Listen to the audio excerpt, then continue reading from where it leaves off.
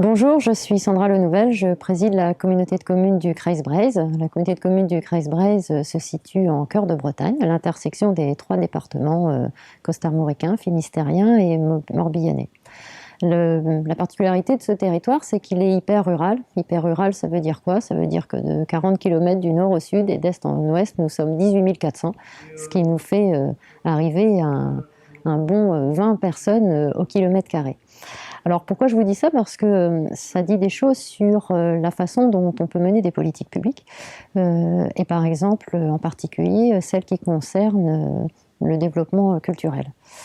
Le développement culturel et l'intérêt politique pour la culture, l'apprentissage des arts et la culture en Kreis-Breizh ne date pas d'hier. Ça fait une vingtaine d'années que la communauté de communes est impliquée, d'abord par les actions d'éducation artistique et culturelle, puis avec différentes compétences qui ont été prises au fur et à mesure de ces dernières décennies.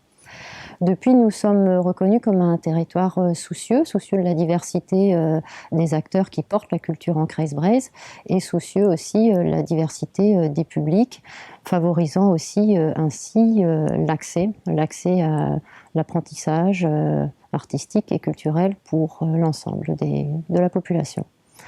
Alors faciliter l'accès à la population, ça veut dire travailler sur la mobilité dans un territoire hyper rural, ne pas faciliter l'accès aux équipements, aux cours, aux lieux de diffusion divers et variés, c'est important et ça a du sens, c'est extrêmement concret pour les familles.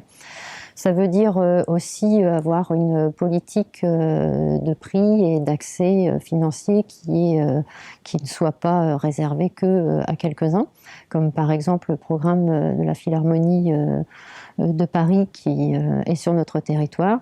C'est un enseignement pendant 3 années pour les enfants du territoire qui est entièrement gratuit. Et puis la reconnaissance a fait que les institutions partenaires comme le département, la région et l'État à travers la DRAC Bretagne ont porté un regard plutôt bienveillant sur notre territoire. Et depuis juin 2022, nous avons signé le premier pacte de développement culturel avec nos partenaires financiers et culturels.